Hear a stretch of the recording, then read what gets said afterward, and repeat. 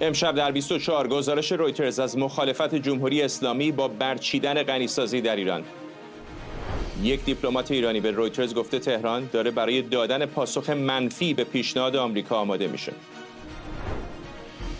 هشدار عراقچی در قاهره درباره حق غنیسازی ایران. وزیر خارجه جمهوری اسلامی گفته اگر آمریکا به دنبال محروم کردن ایران از فناوری هسته‌ای باشه، توافقی در کار نیست. واکنش‌ها به حمله به تجمع حامیان اسرائیل در کلرادو. FBI حمله رو تروریستی خونده. دونالد ترامپ بایدن رو مقصر میدونه.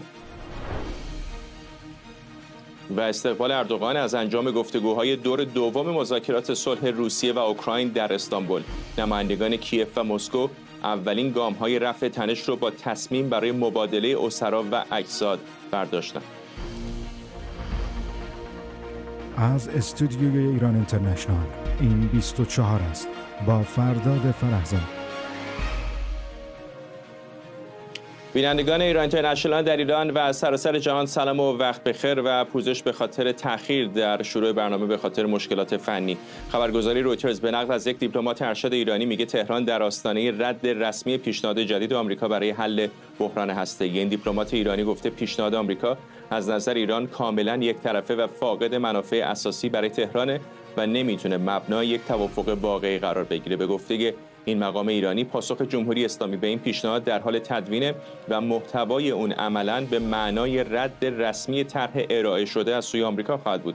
از سوی دیگه آکسیوس دقایق پیش به نقل از 2 منبع گفته پیشنهاد جدید هسته‌ای آمریکا به جمهوری اسلامی که روز شنبه ارائه شده شامل اجازه غنیسازی محدود و سطح پایین اورانیوم در خاک ایرانه. در همین حال نور نیوز رسانه نزدیک به شورای عالی امنیت ملی ایران هم گفته پیشنهاد آمریکا بخشی از فشار ترکیبی علیه جمهوری اسلامی. نور نیوز نوشته طرح مکتوب آمریکا همراه با اظهارات کم سابقه ترامپ درباره نزدیکی توافق بخشی از این سناریوست. این رسانه نوشته هدف پیشنهاد آمریکا افزایش مطالبه داخلی و تحمیل توافقی نامتوازن به ایران. در این گزارش گفته شده تهدید فعال کردن مکانیزم ماشه و گزارش آژانس هم مکمل همین فشار هماهنگی. خبرنگارمون از وزارت خارجه سمیرا قرایی به ما پیوسته. سمیرا، کلی جزئیات جدید داریم. به اضافه این گزارش جدید آکسیوس یه تصویر کلی به ما بده از اینکه آخرین وضعیت در مورد مذاکرات ایران و آمریکا الان چه است. فرداد، با توجه به گزارش اختصاصی که آکسیوس نیم ساعت پیش منتشر کرده به نظر میرسه که اون گزارش اختصاصی رویترز که جمهوری اسلامی داره خودش رو برای جواب منفی آماده میکنه رو باید بگذاریم کنار. باراک راوید، خبرنگار وبسایت خبری آکسیوس، با 2 منبع صحبت کرده و مدعی هست که یکی از این منابع حتی کلیت اون طرحی که آمریکا در اختیار ایران قرار داده رو که ما میدونیم که جزء به جزء، یعنی بولت پوینت بوده، هر چیزی که ایالات متحده میخواد در اون صفحه نوشته شده بوده، توافق نبوده آن چیزی که به جمهوری اسلامی دادن. میگه باراک راوید که کسی بوده که همه اینها رو دونه دونه از قضا برای او شرح داده و خبرنگاری هم هست که تا حدود زیادی قابل اطمینان هست اخبارش. چی میگه؟ میگه ایالات متحده برخلاف اون چیزی که در این روزها و هفته‌ها شنیدیم که به جمهوری اسلامی اجازه غنیسازی نخواهد داد، از قضا این اجازه رو داده. اجازه خواهند داد که جمهوری اسلامی در حد 3% اورانیوم رو غنیسازی بکنه و چنین چیزی رو در اختیار جمهوری اسلامی قرار دادن و جمهوری اسلامی هم میدونیم که در حال بررسی هست. هنوز جواب جمهوری اسلامی داده نشده، ولی اینکه پاسخ حتما منفی خواهد بود این رو از اینجا به بعد باید تا حدودی با دیده تردید بهش نگاه بکنیم. اما در آنچه که آکسیوس به ما داره میگه چه مواردی آمده، این که به عنوان مثال جمهوری اسلامی غنیسازی خودش رو در اون مناطق و تأسیسات زیرزمینی همه رو باید معلق بکنه و فرایند غنیسازی رو باید بیاره روی زمین. یعنی تمام تأسیساتی که داره، یعنی نتنز رو ما میدونیم، فوردو رو میدونیم، فوردو رو نمیتونه سرش غنیسازی انجام بده، بعد از خروج ترامپ اونجا هم شروع کرد. این 2 جا رو زیر زمین حق غنیسازی نداره، باید انتقال بده به بالا. اجازه ساخت تأسیسات هسته‌ای و غنیسازی جدید رو نخواهد داشت. اجازه ساخت سانتریفیوژهای پیشرفته و جدید، توسعه اون برنامه تحقیق و تفحصش، تحقیق و توسعه، اجازه انجام اون کارها رو نداره. برای یک مدت محدودی میتونه غنیسازی رو تا 3% ادامه بده. مدت محدود چه زمانی است روشن نیست. بعد از اون مدت آیا 3% قرار بشه 0%، قرار بشه 5%، هیچ کدام اینها مشخص مشخص نیست. و نکته دیگری که باز در گزارش آکسیوس آمده این هست که همچنان اون تأسیسات غنیسازی، زیرساخت غنیسازی رو میتونه حفظ بکنه، مشروط بر این که ازش برای کار غیر نظامی استفاده بکنه، برای ساخت، یعنی در واقع برای غنیسازی با خلوص غیر نظامی اگر بخواد میتونه ازش استفاده بکنه. اون ایده کنسرسیوم هم که بیشتر راجعش چندین بار صحبت شده بود که حالا اون اورانیوم غنیسازی شده در اختیار دیگر کشورهای عربی قرار بده، مثل عربستان سعودی یا شاید حتی مصری که امروز مقصد سفر آقای عراقچی بوده، اینها همه به نظر موجه میرسه. اما خلاصه کلام، خبر آخر این هست که اگر بخوایم خبر اختصاصی آکسیوس رو مبنا قرار بدیم، جایی ایستادیم که ایالات متحده به جمهوری اسلامی اجازه غنیسازی در حد 3% رو خواهد داد، کاملا برخلاف چیزی است که آقای روبیو وزیر خارجه ایالات متحده در این هفته ها گفته و قطعا هم تعیین کننده، در واقع راضی کننده نظر آقای نتانیاهو و اسرائیل چنین خبری نخواهد بود. فرداد. ممنونم از تو سمیرا قرایی از وزارت خارجه آمریکا. با ما همونطور که سمیرا هم اشاره کرد گزارش‌ها بسیار ضد و نقیص است. آن چیزی که همین دقایق پیش باراک راوید خبرنگار شناخته شده ی آکسیوس داره گزارش میده با گزارش‌های اولیه رویترز در تناقضاتی هست. وال استریت ژورنال هم در گزارشی نوشته کاخ سفید دستور توقف تمام فعالیت‌های تحریمی جدید علیه جمهوری اسلامی رو صادر کرده. به گزارش وال استریت ژورنال این تصمیم که هفته پیش توسط کارولین لویت سخنگوی کاخ سفید ابلاغ شد، کارزار فشار حداکثری دونالد ترامپ رو فعلا متوقف کرده. این سیاست اول به شورای امنیت ملی و وزارت خزانه‌داری و بعد به وزارت خارجه اعلام شده. با این حال برخی مقامات آمریکایی از ابهام در جزئیات این دستور و غافلگیری از توقف گسترده تحریم‌ها خبر دادند. آرش علایی خبرنگارمون از کاخ سفید به ما پیوسته. آرش، یکم ابهام ایجاد میکنه به خصوص با توجه به فرمان اجرایی که پیشتر آقای ترامپ صادر کرده بود برای فشار حداکثری و اینکه الان به وزارتخانه‌های مختلف ابلاغ کردند که تحریم‌های جدید علیه ایران وضع نکنند. چه تصویری به ما میده از سیاست فعلی دولت آمریکا در مقابل ایران؟ خب در گزارش سمیرا هم شنیدید ضد و نقیض ما هی داریم میشنویم، چیزهای مختلف حدوداً 2-3 ماه هست در مورد مسائل ایران. یک سری تویست یا چرخش یا پیچش وجود دارد در مورد این خبری که شما خوندید. اولا اینکه خانم کارولین لویت بیاید این بخشنامه رو صادر کند برای شورای امنیت ملی یا برای وزارت خزانه‌داری غیر معمول است. غیر معمول است که سخنگوی کاخ سفید در کار صدور بخشنامه باشد برای وزارتخانه‌های دیگر. دلیل این رو وال استریت ژورنال گزارش میداد به خاطر این است که تیم مطبوعاتی شورای امنیت ملی کاخ سفید رو آقای ترامپ منحل کرده است و بنابراین قبلا اینا یک تیم مطبوعاتی داشتن، یک تیمی داشتن که در واقع در مواردی مثل ایران این تیم باید مسئول بوده است و بخشنامه صادر می‌کرده است. اون تیم منحل شده است و وزارت خزانه‌داری هم در این مورد افرادی رو نداشته است که بخواهد در اون زمینه اطلاعات کافی داشته باشن. بنابراین در واقع خانم کارولین لویت داوطلبانه خودش پا پیش گذاشته است و گفته است که حالا که کسی دیگری نیست در کاخ سفید ما این کار رو انجام بدهیم برای اینکه رئیس جمهوری این رو می‌خواهد. داستان این است که آقای ترامپ بله در مورد فشار حداکثری یک فرمان اجرایی را هم صادر کرده بود. این فرمانی هم که الان بخشنامه‌ای هم که خانم کارولین لویت امضا کرده است به معنای این نیست که تحریم‌ها علیه جمهوری اسلامی متوقف می‌شود. به معنای این است که فعلا که مذاکرات در جریان است دولت ترامپ از وضع تحریم‌های جدیدتر بر جمهوری اسلامی خودداری خواهد کرد و این داستانی است که بارها ما شنیده بودیم از مقامات جمهوری اسلامی که ابراز نارضایتی می‌کردن در موردش. می‌گفتن آمریکا یک موضع صادقانه ندارد، در حالی که مذاکره می‌کند در همون حال فشار می‌آورد. در آمریکا و در بین جمهوری خواهان این مایه خوشحالی شده بود. میگفتن آقای ترامپ قرار نیست باج بدهد به جمهوری اسلامی، تحریم‌ها را ادامه میدهد، در این حال مذاکره می‌کند تا به نتیجه برسد. و الان هم گزارش‌هایی که میگویند قرار است جمهوری اسلامی رد کند درخواست آمریکا رو، گزارش رویترز که شما بهش اشاره کردی، گزارش اکسیوس که میگوید اجازه غنیسازی 3% که حالا من از چند تا از دوستانی هم که دارم در مورد 3% پرسیدم که داستان 3% چیست.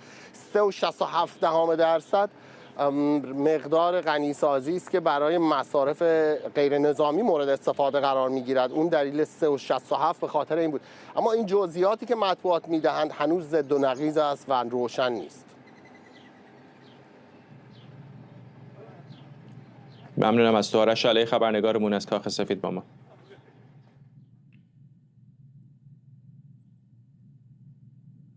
خسرو اصفهانی پژوهشگر مسائل ایران از واشنگتن دی سی هم به ما پیوسته. آقای اصفهانی، وقتی تمام اینا رو کنار هم میذارید، گزارش اولیه رویترز، بعد گزارش فعلی آکسیوس و این ابلاغیه به وزارتخانه‌های مختلف آمریکا که تحریم‌های جدیدی فعلا علیه ایران اعمال و اجرا نکنن، به ما چه تصویری میده در مورد موقعیتی که الان قرار داریم؟ چندین هفته گذشته هر روز یک گزارش ضد و نقیض داریم میشنویم و واقعا به نظر نمیرسه با هر کارشناسی که صحبت میکنم تصویر دقیقی داره که آیا به سمت شکست داریم میریم، آیا به سمت توافق داریم میریم یا به سمت رویارویی. سلام فرداد جان. دو بخش داره مسئله. همینجور که خبرنگارهای ایران اینترنشنال الان گفتن، آشفتگی بسیار زیادی وجود داره در فضای رسانه‌ای در مورد اینکه این مذاکرات به کدوم سمت داره حرکت میکنه. این آشفتگی یک بخشیش اینتنشنال، عمدیه، هم از طرف دستگاه‌های آمریکایی و هم از طرف جمهوری اسلامی. مذاکره اصلی در مقابل دوربین رسانه‌ها اتفاق نمیفته و شما این رو هم باید همیشه در نظر داشته باشن مردم وقتی گزارشی در رسانه‌ها منتشر میشه تحت عنوان لیک، اینکه یک منبع آگاه اومده به ما فلان چیز رو گفته، الزاماً خبر اون چیزی نیست که قرار اتفاق بیفته. نهادی، جایی، بازیگری در یک بازی بزرگتر نیاز به این داره که یک پیام عمومی مخابره بشه. در دنبال کردن این پروسه مذاکرات ما همیشه باید این رو در نظر داشته باشیم که چیزی که در نهایت در رسانه منتشر میشه با چیزی که در پشت درهای بسته تصمیم گیری میشه در موردش متفاوته. این مورد اول. مورد دوم، برداشتی که من همچنان دارم از سمتی که مذاکرات و این تعامل با جمهوری اسلامی در حال حرکت هست، اینه که جمهوری اسلامی برخوردی که همیشه داشته با امر مذاکرات با غرب رو پیش گرفته. در استراتژی کلی جمهوری اسلامی تغییر ایجاد نشده. جمهوری اسلامی میخواد در داخل خاک ایران غنیسازی رو به هر بهایی حفظ کنه و مسئله در مورد غنیسازی نه مسئله انرژی نه چیز دیگه ای. تنها هدفش اینه که جمهوری اسلامی رو به صورت دائم در آستانه امکان ساخت سلاح هسته‌ای نگه داره. این مورد اول. مورد دوم اینه که جمهوری اسلامی همواره در تعامل با جهان سیاستش این بوده که در عبارت انگلیسی بهش میگن که de-escalate through escalation. با افزایش تنش ها جهان رو وادار میکنه به این که باهاش سازش کنه. شما مجنونی رو تصور کنید که قداره دست گرفته توی خیابون داره میچرخه و وسط این قداره دست گرفتن گاهی به خودش هم چند تا زخم میزنه که ببینید من چه مجنونی هستم، اگر چیزی که به من میخوام رو ندین من چنان میکنم و چنین میکنم. این دو المان رو شما در سمت جمهوری اسلامی باید در نظر بگیرید. در طرف آمریکایی چند تا مسئله همزمان داره اتفاق میفته.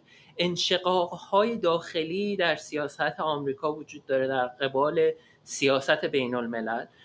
جریان‌هایی هستند که ترجیحشون اینه که کلاً تمام پرونده‌های بین المللی رو سریع ببندن، درش رو بذارن و رد بشه، فارغ از این که 2 سال دیگه، 4 سال دیگه بعد از اینکه دوره ریاست جمهوری آقای ترامپ تموم میشه، خروجی این تصمیم ها، خروجی این تفاوت ها برای مردم آمریکا یا برای جهان چه خواهد بود. یک همچین جریانی هستن که دائما دارن سعی میکنن یک قرارداد سریع با جمهوری اسلامی بسته بشه که توافقی باشه که این مسئله رو از روی میز برداره برای رئیس جمهور. الزاماً رئیس جمهور ترامپ خواهان یک همچین توافقی نیست. چیزی که خودش بارها و بارها در فضای عمومی گفته الزاماً نشان دهنده این نیستش که یک همچین چیزی نیازهاش رو برآورده میکنه. از طرف دیگه جریان‌های جدی وجود دارند در داخل آمریکا و خارج از آمریکا که معتقدن اجازه دادن به جمهوری اسلامی برای اینکه غنیسازی رو حفظ کنه تکرار اشتباه بزرگیه که برجام بود. این دو جریان دائما در حال تلاطم و تصادم هستند در عرصه تصمیم سازی در واشنگتن و یه بخشش رو شما در عرصه رسانه هم به شکل این خبرها و لیک ها و منابع مطلع به من چنین گفتند ها میبینید. البته حرف من نقض اعتبار کار خبری خبرنگارهای قابل اعتمادی مثل باراک راوید نیست، صرفاً یادآوری این هست که امر رسانه در چنین گفتگوهایی جدا از فشارهای دو سو برای رسیدن به یک نتیجه هم نیست. ممنونم از شما. خسرو اصفهانی، پژوهشگر مسائل ایران از واشنگتن دی سی با ما. و همونطور که گفتید شاید خیلی هم جای تعجب نداره، طبیعتاً همه طرفین سعی میکنن که از درز دادن بعضی اطلاعات به رسانه ها برای پیشبرد اهداف سیاسیشون استفاده کنن. عباس عراقچی، وزیر خارجه ایران، در سفرش به قاهره گفته اگر آمریکا بخواد جمهوری اسلامی را از فناوری هسته‌ای محروم کنه، توافقی در مذاکرات هسته‌ای حاصل نخواهد شد. عباس عراقچی تاکید کرده غنیسازی اورانیوم حق قانونی ایران بر اساس معاهدات بین‌المللی و تهران از این حق کوتاه نمیاد. عراقچی هشدار داده فعالسازی مکانیزم ماشه توسط اروپا اشتباه و بحرانزا خواهد بود. در همین حال رافائل گروسی با نشر پستی در شبکه اکس از دیدارش با عباس عراقچی به میزبانی وزیر خارجه مصر در قاهره خبر داد. آقای گروسی همینطور در سفر به مصر درباره گزارش آژانس درباره برنامه هسته ایران صحبت کرده. مدیر کل آژانس بین‌المللی انرژی اتمی گفته ممکنه جزئیات گزارش اخیر برخی طرف‌ها رو ناراحت کنه. مهرداد فرهمند، تحلیلگر مسائل خاورمیانه از استانبول، و شایان سمی، کارشناس امنیت ملی از ویرجینیا با ماست. بیش از هر چیز آقای فرهمندی رو میخوام ازتون بپرسم چرا ناگهان اینقدر نقش مصر داره پررنگ میشه، کشوری که حتی روابط چندان حسنه‌ای هم با جمهوری اسلامی تا این اواخر نداشته؟ با عرض سلام خدمت شما و آقای سمیعی و همه بینندگان گرامی. در مورد مصر، اولا ایران یک آرزویی همیشه سالیان ساله که داره، حداقل از دوران ریاست جمهوری محمد خاتمی، که رابطه‌اش رو دوباره با مصر از سر بگیره و الان فرصت مناسبی پیش اومده برای از سرگیری رابطه. یکی از دلایل همینه که ما می‌بینیم که اخیراً اینقدر رفت و آمد و این علاقه به سمت مصر از سمت ایران بیشتر شده، چون زمینه مناسبی براش پیش اومده. بخش دیگرش هم برمیگرده به یارگیری‌های منطقه‌ای و این در واقع چینش تازه‌ای که قوای منطقه‌ای دارن به خودشون میگیرن و اینجا نقش مصر در کنار عربستان پررنگ میشه. احتمالاً عربستان میخواد که ایران رو نزدیکتر به خودش داشته باشه تا رقباش که بطور مشخص قطر و ترکیه هستن و برای ایران هم سودمنده اینکه به عربستان نزدیک بشه. نزدیکی ایران به عربستان نزدیکی به مصر رو هم به همراه میاره. مصر هم کشور مهمی است، به هر حال میتونه در مذاکره ها، در لابیگری ها، در رایزنی ها، در رأیگیری ها نقش مثبتی به نفع ایران ایفا بکنه. به ویژه که آقای ترامپ هم یک علاقه شخصی به آقای سیسی رئیس جمهور مصر داره. ما یادمون هست که در دوره پیشین ریاست جمهوریش خیلی از آقای سیسی هم تعریف میکرد. آقای فرهمند، ببخشید آقای صمیم، چه نکته‌ای به نظر شما میتونه وجود داشته باشه که طرف مصری الان داره میانجیگری میکنه؟ آیا ممکنه مثلا موضوعات مربوط به حماس یا اسرائیل هم بخشی از این چانه‌زنی‌های هسته‌ای هست؟ با عرض ادب حضور شما جناب فرزاد بسیار گرامی، دوست خوبم جناب فرهمند و مردم شریف ایران، کاملا این گونه هست. همه اون عواملی که جناب فرهمند اشاره فرمودن درسته و در ضمن اونها جمهوری اسلامی داره حساب میکنه که در حال حاضر مصر حداقل یک ارتباطی با دولت اسرائیل داره و حتی تا اونجایی که فکر میکنه دولت امریکا نمیتونه تاثیرگذاری داشته باشه، چون ممکنه که آقای نتانیاهو دلخوری هایی از دولت ترامپ داشته باشه، اما به خاطر مسئله حماس و به خاطر مسئله غزه با مصری ها حداقل در یک ارتباطی هستن، میخواد که همه راه های رساندن پیام خودشون به دولت اسرائیل رو هم حفظ کرده باشه. ضمن این که مصر هم علاقه داره که خودش رو در منطقه به عنوان یک توانمند منطقه‌ای نشان بده و اونجوری که حالا هم با عربستان همکاری میکنه هم یه مقداری رقابت میکنه، اینجا مصری ها هم میخوان از خودشون یک نقش مثبتی نشان بدن که بگن فقط عربستان یا عمان نیستن که میتونن در این مذاکرات راهگشا باشن و یک بخشی از کار رو هم ما میتونیم جلو ببریم. آقای فرهمند، یک تصویری هم به ما بدید از آنچه که شما برداشت میکنید از تمام این حرفای ضد و نقیضی که از همه طرفین داریم میشنویم، به خصوص بحث غنیسازی در یک کنسرسیومی که شاید حالا ایران بخشی از اون باشه، اما به گمانم سوال میلیون دلاری در اون فضا این خواهد بودش که آیا بخشی از این غنیسازی در داخل ایران خواهد بود یا همش در داخل کشور ثالث منطقه شکل خواهد گرفت؟ آیا این به نظرتون میتونه فرمولی باشه که طرفین رو به یک نقطه مشترکی برسونه؟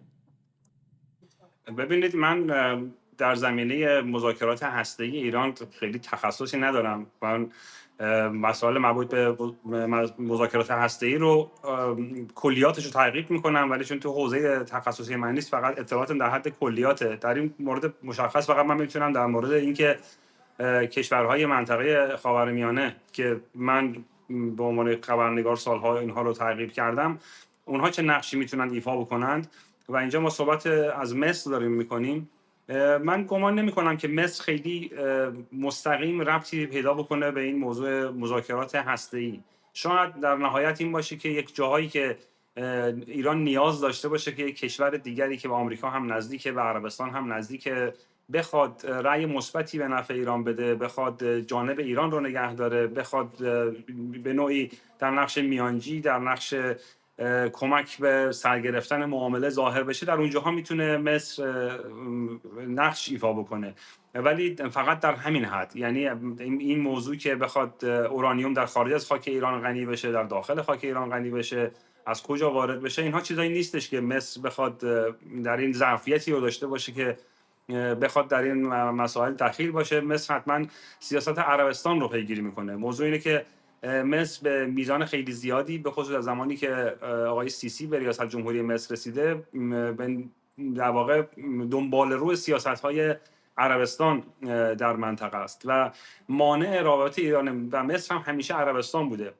یک برداشت غلطی همیشه در ایران بوده که فکر می‌کردن که علت این که رابطه ایران و مصر از سر گرفته نشده نام خیابان خالد اسلامی است برای یکی از خیابان‌های تهران، در حالی که اگر این تیرگی رابطه ایران و مصر 10 تا عامل داشته باشه، نام این خیابان شاید دهمی باشه. در سطر مانع‌های میان ایران و مصر عربستانه. اگر عربستان مانع ایجاد نمی‌کرد و این اجازه رو به مصر میداد، حتما رابطه ایران و مصر خیلی سالها پیش از سر گرفته شده بود.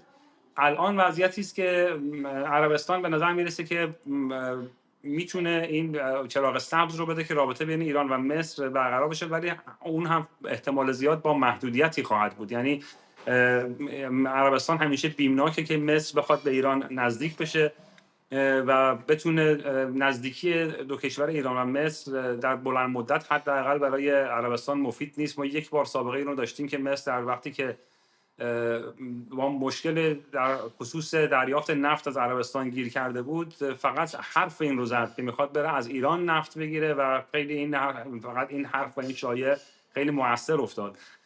در نتیجه فکر میکنم این تلاش هایی که داره میشه برای اثرگیری رابطه ایران و مصر فقط بتونه در رابطه دو کشور رو در حد محدودی بازگشایی کنه، نه اینکه یک رابطه کامل و دوستانه. آقای سمی، در این به خصوص چند هفته گذشته آقای عراقچی شاید بیشتر از این که در تهران بوده باشه، در پایتخت‌های مختلف کشورهای منطقه بوده. الان در قاهره است، شاید هم البته الان دیگه رسیده باشه به بیروت، چون میدونم بعد از قاهره عازم لبنان بود. چقدر فکر میکنید که این چانه‌زنی‌ها و آوردن بازیگران منطقه جدید میتونه به جمهوری اسلامی کمک بکنه، هم به عنوان ابزار چانه‌زنی و فشار بر طرف آمریکایی، هم برای خریدن زمان؟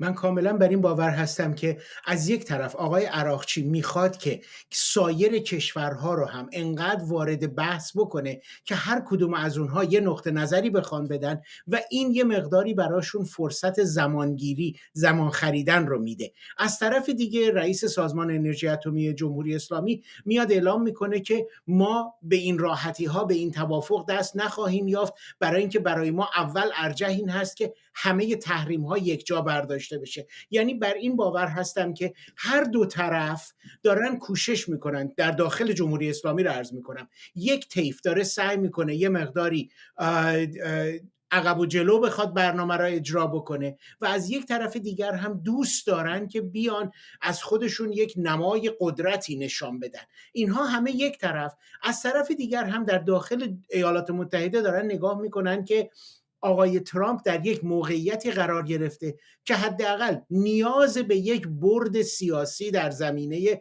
سیاست بین الملل داره، به خاطر اینکه اون مسائل مربوط به اوکراین، روسیه و اینها رو که گفته بود ظرف 24 ساعت و اینا حل و فصل میکنم نشده. پس ترامپ هم خودش رو در یک فشاری میبینه. از طرف دیگر با رسیدن به یک تفاهمی با جمهوری اسلامی که در حقیقت موضوع غنیسازی رو فقط برای یه مدتی به تعویق میندازه، آقای ترامپ ممکنه خودش رو با جمهوری خواهان سنا و مجلس نمایندگان به دردسر بندازه که بعد این در حقیقت یک تعریفی است از اون قدرت نرمی که اسرائیل میتونه در داخل امریکا بازی بکنه. پس وقتی همه اینها رو با هم کنار هم میچینیم، میبینیم که جمهوری اسلامی داره کوشش میکنه وقت رو بیشتر بکشه، زمان بخره تا بتونه عدم فعالسازی مکانیزم ماشه رو حداقل برای خودش تضمین داشته باشه و بعد ترامپ رو در یک موقعیتی قرار بده که بیاد بگه فعلا این توافق بهتر از هیچیه، پس همین رو دنبال بکنه.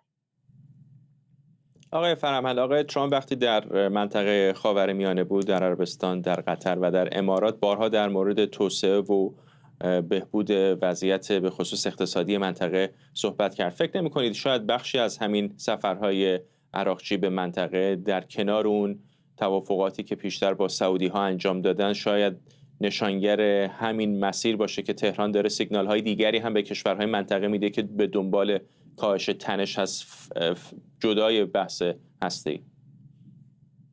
ببینید، این چشم‌اندازهای اقتصادی که ممکنه در نتیجه تغییر چینش قوا در خاورمیانه ایجاد بشه، موضوع این هستش که ایران آنچنان ظرفیت زیادی برای این نداره که بخواد در این به عنوان سرمایه‌گذار مثلا بخواد ظاهر بشه این وسط و بخواد سودی ببره.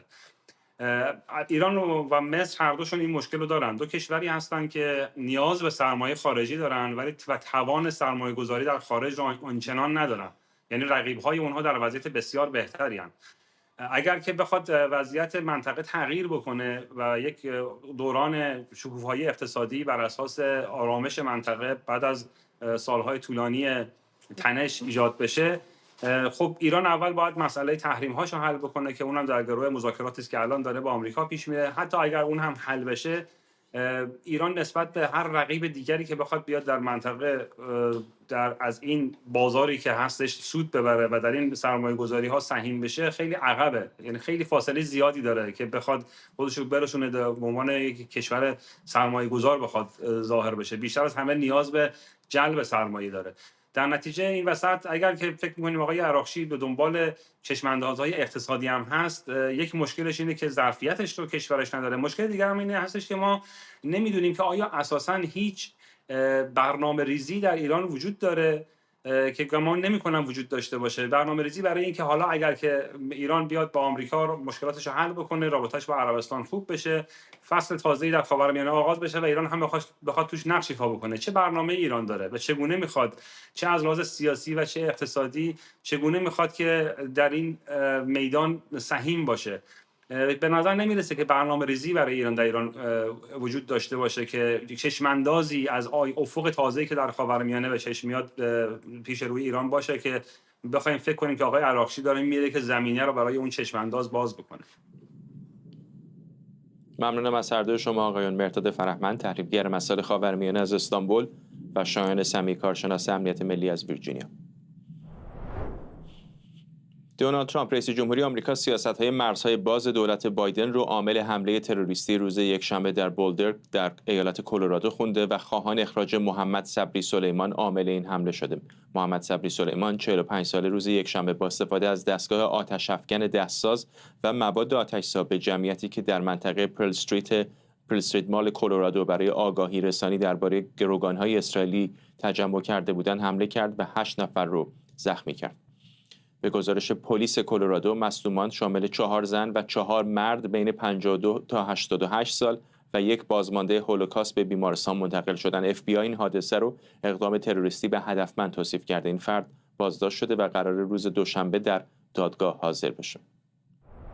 خبرنگارمون نیلوفر منصوری از لس آنجلس با ماست با جزئیات بیشتر در مورد این حمله و عامل متهم اون. نیلوفر. بله فرداد، همونطور که اشاره کردی صبری سلیمان، محمد صبری سلیمان یک تبعه مصری است که 45 ساله است. 2 سال پیش با ویزای توریستی وارد خاک امریکا شده. ویزای اون در حال حاضر ابطال شده. برای پناهندگی اپلای کرده بوده، اقدام کرده بوده، ولی هنوز پروسه پناهندگی اون هم در حالت تعلیقه و یک مهاجر غیرقانونی است که دست به این اقدام خشونت‌آمیز در شهر بولدر در مقابل ساختمان دادگاه زده، جایی که هر هفته از 1 سال گذشته تا کنون این تظاهرات در واقع حمایتگرایانه از گروگان‌های اسرائیلی برگزار می‌شده به صورت مسالمت‌آمیز در هر هفته‌ای که وجود داشته و خود صبری سلیمان به پلیس FBI گفته که از 1 سال پیش اینها رو هدف قرار داده و هر هفته اونها رو دنبال می‌کرده که کجا چه ساعتی حاضر میشن تا بتونه به اونها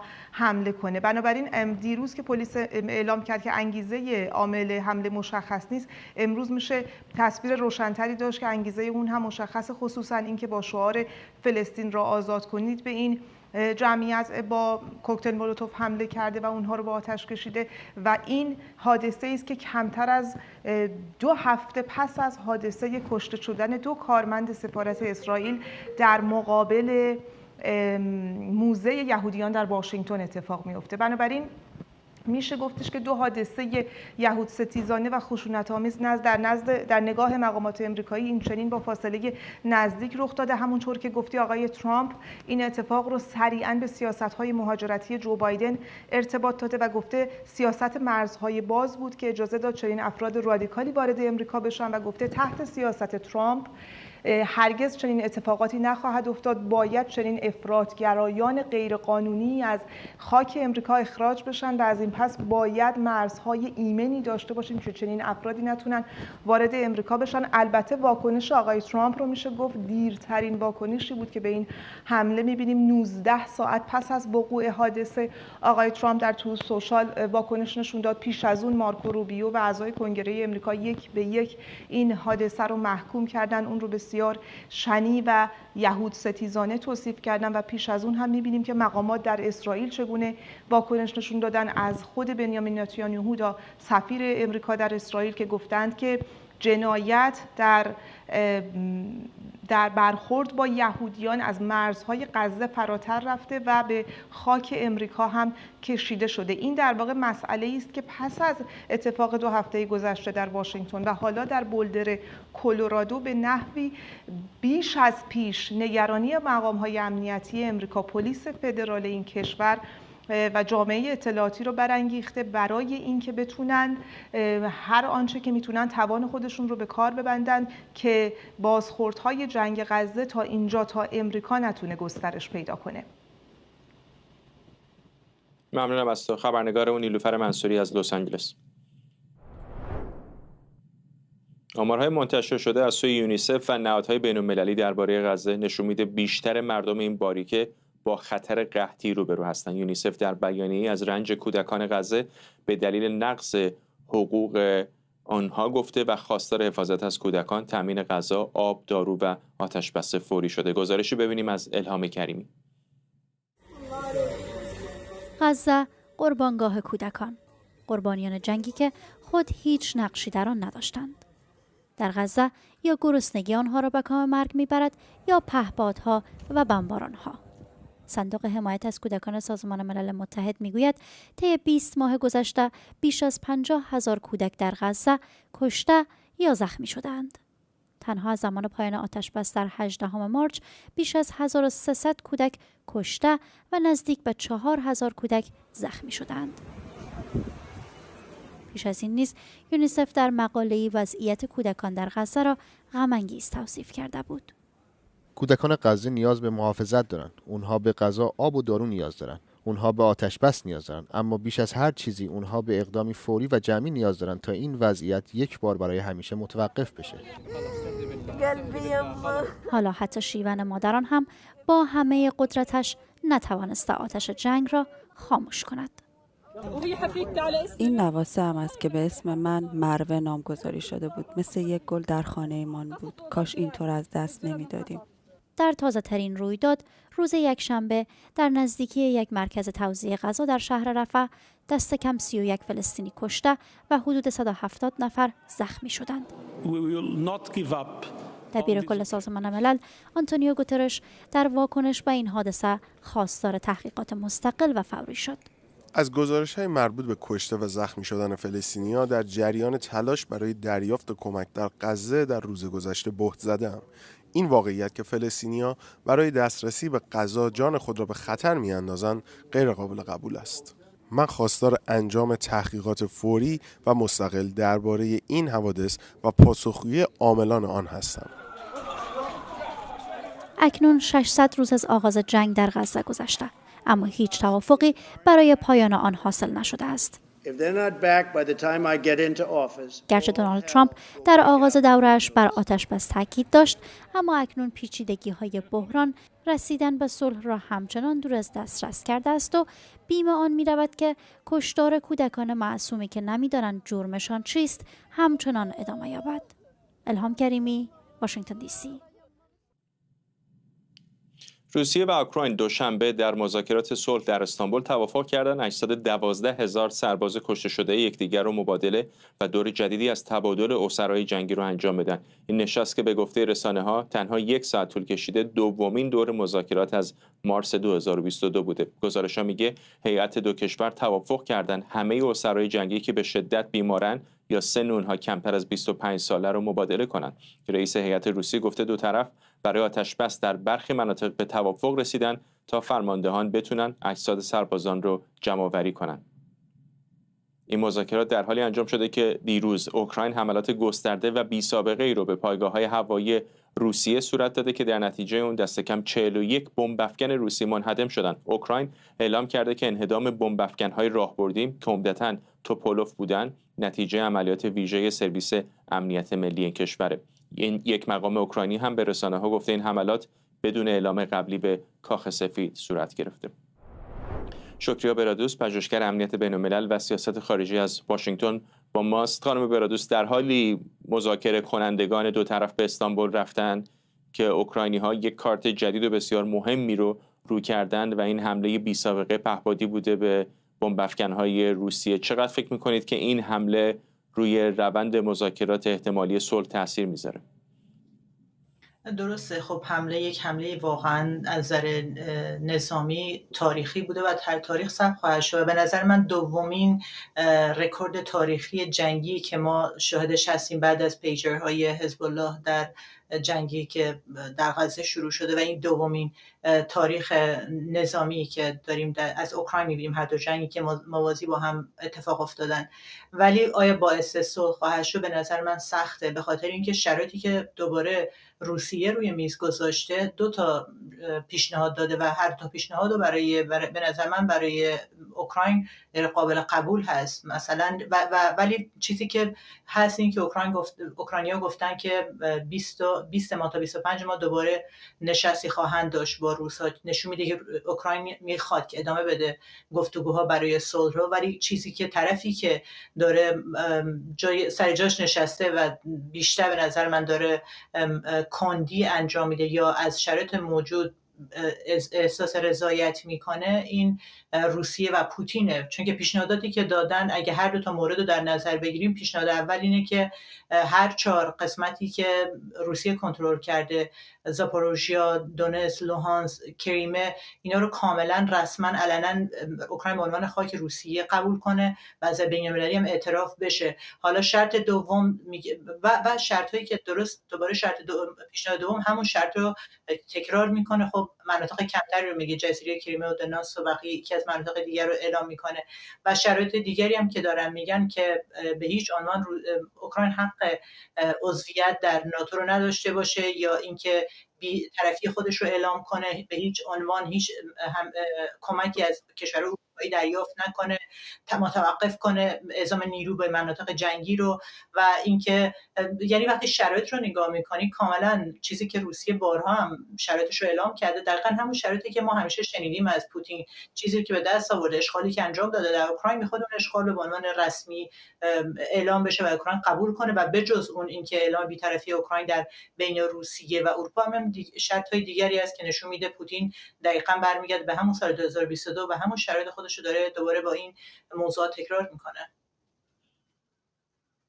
آیا فکر میکنید برای طرف‌های غربی به خصوص آمریکا هم معادله الان تغییر کرده؟ چون اگر یادتون باشه آقای ترامپ در اتاق بیضی در کاخ سفید اون موقع به زلنسکی در اون دیدار بسیار عجیب و غریب گفته بود تو هیچ کارتی برای بازی نداری و خیلی ها به خصوص الان در شبکه‌های اجتماعی دارن میگن این کارتی هستش که الان آقای زلنسکی رو کرده. فکر میکنید آیا این رویکرد واشنگتن رو هم میتونه تغییر بده؟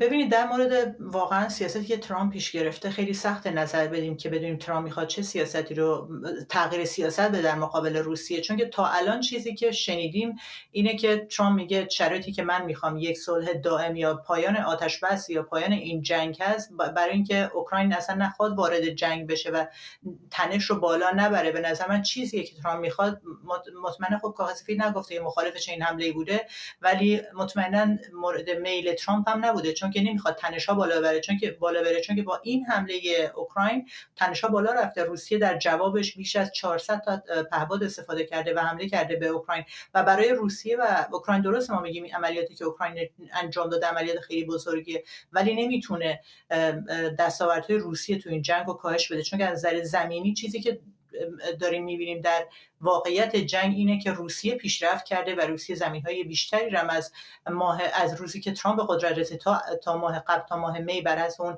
داده‌های نظامی که داریم می‌بینیم زمین بیشتری رو از اوکراین تصرف کرده و اشغال کرده و اینجا نشون میده که خب آمریکا گزینه آنچنانی رو میز برای فشار آوردن رو روسیه و پوتین هنوز هم نگذاشته. برای همین هم هست و وقتی ما می‌بینیم که چیزی که الان اوکراین می‌خواد، زلنسکی می‌خواد، میگه که باید فشارهای اقتصادی، تحریم‌های اقتصادی بیشتری روی پوتین و روسیه گذاشته بشه و میگه خب اروپا نه آمریکاست اکتور اصلی که میتونه تحریم‌های بیشتری روسیه داشته باشه و چیزی که تا الان هم آخرین صحبتایی که از ترامپ دیدیم خب خیلی جالب بود. به پوتین میگه کریزی، یعنی دیوانه است، که یه دیوانه شده و من این رو نمیشناسم، پوتینی که من نمیشناسم. انگار دو تا دوست صمیمی دارن با هم حرف میزنن که میگه من انتظار نداشتم تو اینجوری دیوانه‌وار حرکت کنی ولی داری حرکت میکنی. یعنی حتی زبان استفاده سیاسی از زبانی که ترامپ استفاده میکنه این فشار رو به پوتین وارد نمیکنه که پوتین بخواد این جنگ رو به پایان برسونه. متاسفانه.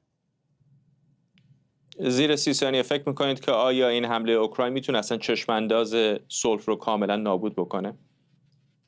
به نظر من فعلا برای صلح خیلی سخته، چون که پوتین اون نمیخواد، ولی کمک‌های نظامی به اوکراین رو افزایش خواهد داد. بر حسب همین آخرین اطلاعاتی که داریم کارخانه‌های پهپادی آلمان میخوان پهپادا رو به اوکراین برسونن و این نشون میده که کمک‌های اروپایی به اوکراین بیشتر خواهد شد. ولی برای صلح هنوز هم به نظر من به خاطر اون سیاستی که پوتین داره فعلا در مورد صلح نمیشه صحبت کرد. فقط این میتونه این تحویل دادن جنازه‌ها و زندانی‌ها یا بچه‌های اوکراینی که بیش از 400 تا بچه اوکراینی در دست روسیه هست میتونن اینها رو آزاد کنن، که اونم روسیه گفته من 10 تا رو آزاد میکنم. شمارش اگر 330 تا باشه که 400 تا بچه اوکراینی هست در دست روسیه.